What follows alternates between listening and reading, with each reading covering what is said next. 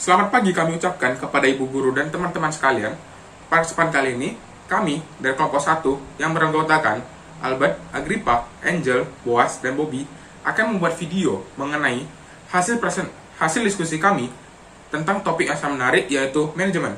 Untuk itu, marilah kita simak topik berikut ini. Yang pertama akan kita bahas adalah pengertian dari manajemen. Manajemen merupakan proses perencanaan, mengorganisasi, mengarahkan, dan mengendalikan suatu kegiatan untuk mencapai tujuan dari organisasi dengan efektif serta efisien dengan memanfaatkan sumber daya yang dimiliki oleh organisasi. Siapa yang membutuhkan manajemen dan mengapa manajemen diperlukan? Manajemen dibutuhkan oleh semua orang, kelompok, ataupun organisasi untuk mengatur dan merencanakan segala hal untuk dapat hasil yang baik di kemudian harinya. Biasanya pimpinan, pegawai, pelanggan, serikat kerja, pemilik dan karyawan, maupun pelanggan, konsumen, supplier, serikat pekerja. Asosiasi adalah orang-orang yang membutuhkan manajemen. Manajemen tersebut dibutuhkan untuk menjaga keseimbangan antara tujuan-tujuan, sasaran, dan kegiatan-kegiatan yang saling bertentangan dari pihak-pihak yang berkepentingan dalam organisasi. Selain itu, manajemen juga dibutuhkan untuk mencapai efisiensi dan efektivitas. Efisiensi adalah kemampuan untuk mendapatkan hal-hal yang dilakukan dengan benar. Seorang manajer yang efisien adalah orang yang mendapat output lebih tinggi relatif terhadap input, tenaga kerja, bahan, uang, mesin, dan waktu. Efektivitas adalah kemampuan untuk memilih tujuan yang paling cocok dan langkah-langkah yang tepat untuk mencapai. Artinya, manajer yang efektif pilih hal yang benar untuk dilakukan dan metode yang tepat untuk mereka lakukan. Hubungan antara organisasi dan manajemen. Hubungan antara organisasi dengan manajemen sangatlah berkaitan. Hal ini karena dalam satu organisasi sangat dibutuhkannya suatu manajemen. Karena untuk mencapai tujuan dari dibuatnya organisasi tersebut, manajemenlah yang mengatur dari berjalannya atau terlaksananya tujuan dari organisasi tersebut. Misal, dalam organisasi biasanya dibuat tujuan mengapa organisasi ini dibuat. Lalu dibuatlah struktur organisasinya atau bagian-bagian dari organisasi tersebut. Setelah itu disinilah tugas manajemen untuk mengarahkan dan mengkoordinasikan para anggota sesuai bagiannya masing-masing.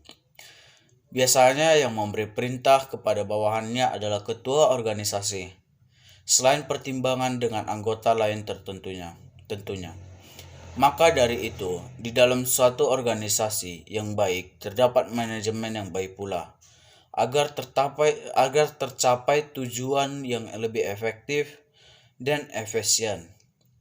Hal ini juga karena manajemen adalah suatu proses pencapaian sebuah tujuan melalui kerjasama antara dua orang atau lebih.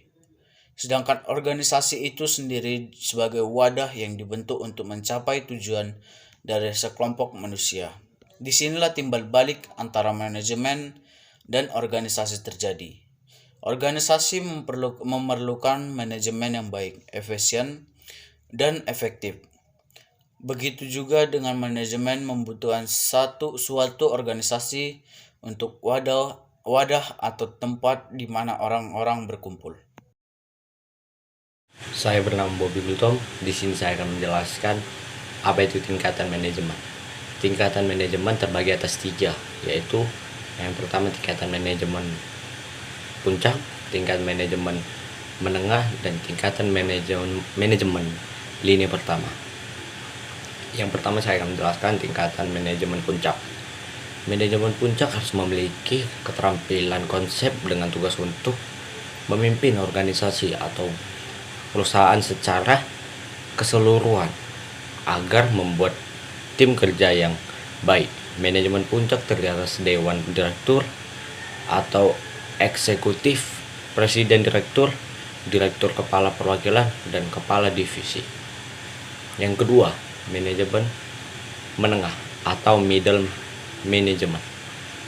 Manajemen menengah menjadi pengusaha antar manajemen puncak dengan manajemen lini pertama. Manajemen menengah atau dalam profesinya adalah manajer yang tugasnya membawahi dan mengarahkan kegiatan-kegiatan para pekerja atau bisa juga karyawan nasionalnya. Sebagai contoh, manajemen cabang, kepala pengawas, kepala departemen, kepala bagian, dan lain-lain sebagainya. Yang ketiga, manajemen lini pertama atau first line management. Manajemen lini pertama memiliki keterampilan teknis yang bertanggung jawab untuk memimpin dan mengawasi tenaga operasional. Manajemen lini pertama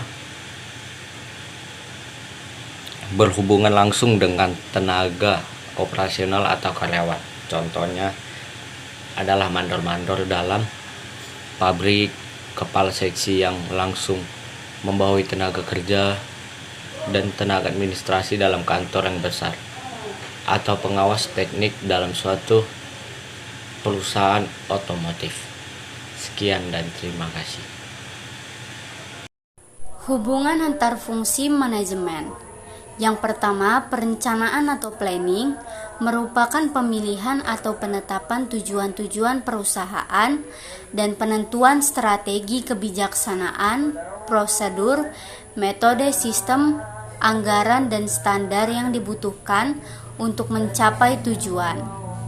Yang kedua, pengorganisasian atau organizing merupakan penentuan sumber daya, kegiatan, perencanaan dan pengembangan, penugasan dan tanggung jawab, dan pendelegasian wewenang untuk mencapai tujuan organisasi.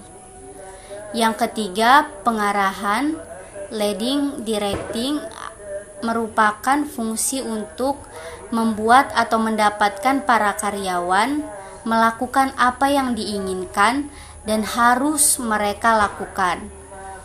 Yang keempat, pengawasan pengendalian atau controlling merupakan penentuan dan penerapan cara dan peralatan untuk menjamin bahwa rencana telah dilaksanakan sesuai dengan apa yang telah ditetapkan. Unsur manajemen dibagi menjadi 5, yaitu manusia, uang, bahan, mesin, dan metode. Yang pertama itu manusia. Di antara sumber daya yang produktif, manusia dianggap paling penting. Keberhasilan atau kegagalan suatu organisasi tergantung pada manusia. Uang, mesin, bahan, dan metode tidak ada gunanya jika manusia tidak tahu bagaimana menggunakan dengan baik. Untuk alasan ini, perusahaan bisnis progresif melatih dengan memperlakukan karyawan mereka dengan baik. 2. Uang. Jelas, uang sangat penting. Uang diperlukan dalam menjalankan usaha organisasi. Tanpa uang, tidak mungkin kita memperoleh bahan dan mesin. Uang juga diperlukan untuk membayar biaya operasional seperti gaji, listrik, air, dan tagihan telepon. 3. Bahan. Bahan diperlukan dalam penciptaan produk, misalnya produksi padi atau jagung, bibit pupuk, dan pestisida merupakan bahan produksi. 4. Yang keempat, mesin. Produksi modern memerlukan menggunakan mesin lebih efisien dan ekonomis.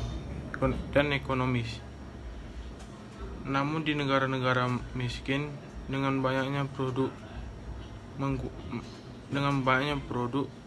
penggunaan mesin kurang direkomendasikan dalam produksi barang dan jasa.